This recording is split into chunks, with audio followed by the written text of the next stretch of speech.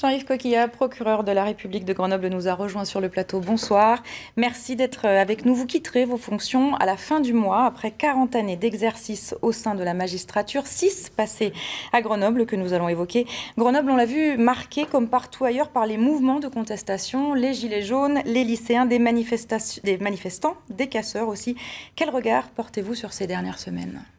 Écoutez, il y a eu des manifestations comme partout, mais Grenoble a plutôt été épargnée par les violences. On n'a pas connu, je ne parle même pas de Paris, mais ce qui s'est passé dans des villes comme Saint-Étienne, comme Bordeaux ou d'autres villes. Les manifestants ont été plutôt calmes et il n'y a pas eu de débordement. Il n'y a eu qu'une seule personne qui a été jugée en comparution immédiate, qui avait lancé une pierre sur un gendarme au péage de Vorep.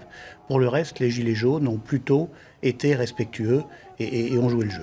Alors la violence, pour autant, on sort du contexte gilet jaune. C'est un phénomène culturel bien ancré dans la ville. C'est ce que vous disiez il y a quelques mois sur le plateau de notre émission Dimanche en politique. À quoi est-ce que vous l'attribuez, cette violence, cet ancrage ? Alors c'est assez difficile à dire. Il y a un poids de l'histoire, je pense. Grenoble est une ville violente et c'est pas nouveau. C'est pas cette année ou l'année précédente. Il y a une histoire qui est connue, une histoire de banditisme, une histoire de règlement de compte. Et il y a un niveau très élevé de violence. Alors après, cette violence, elle varie selon les années. Il n'empêche que pour une ville de cette taille, on ne peut se satisfaire de cette situation.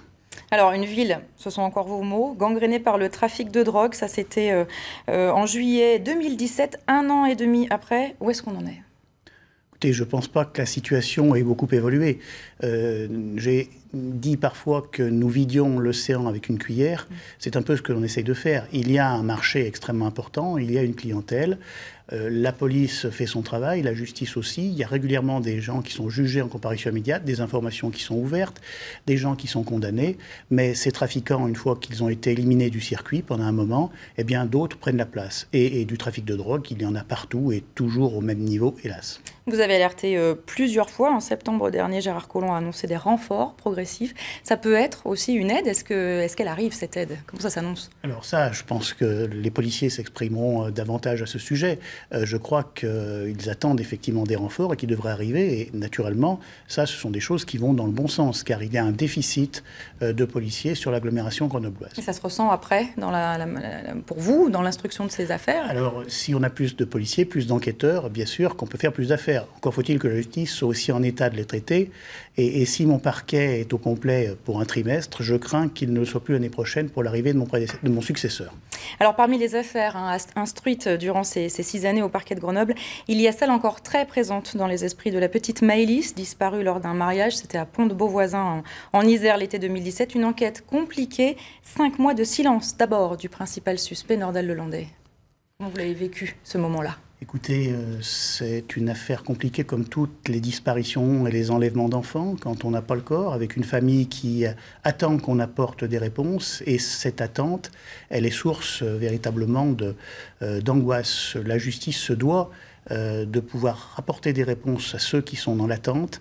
Et on est toujours dans l'inquiétude de ne pas le faire. Là, ça s'est en partie effectuée, puisqu'on a pu retrouver le corps de Maëlys et indiquer aux parents où elle était. Ils ont pu comme ça l'enterrer.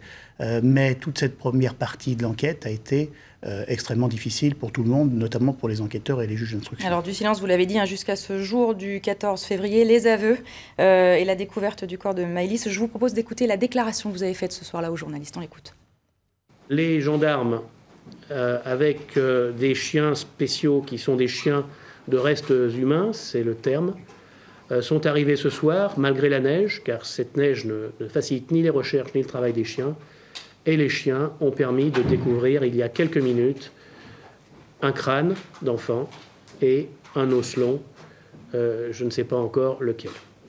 Voilà la situation ce soir. Nous savons donc que Maëlys est morte, qu'elle a été tuée par Nordal Lelandais de façon involontaire, qu'il a dissimulé son corps, qu'il l'a emporté. Et voilà ce que je peux dire. On sent de l'émotion ce soir-là. Est-ce que cette affaire-là vous a touché particulièrement, on l'imagine ? Toutes les affaires d'homicide d'enfants, de mort d'enfants touchent. Celle-ci particulièrement, puisqu'on cherchait le corps de Maëlys depuis le début, que ce soir-là, on venait de le retrouver. là, l'enquête s'est pratiquement déroulée sous les yeux des spectateurs, puisque ça venait de se produire quand je l'ai annoncé, après qu'on ait prévenu les parents.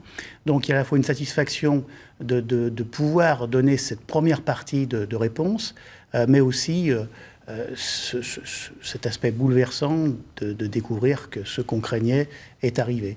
Et ce sont des affaires dont on ne sort pas indemne, je crois l'avoir déjà dit. Alors, cette affaire n'est pas terminée. Votre départ, lui, il est annoncé. Très rapidement, un mot de votre successeur.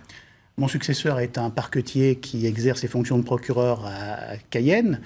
Donc, c'est quelqu'un qui est habitué à une justice dans des conditions difficiles. Donc, je sais qu'il trouvera, il est très heureux de venir à Grenoble et qu'il trouvera ici un challenge qu'il saura relever. Merci beaucoup, Jean-Yves Coquillat, d'avoir accepté notre invitation. Merci beaucoup et bonne suite à vous.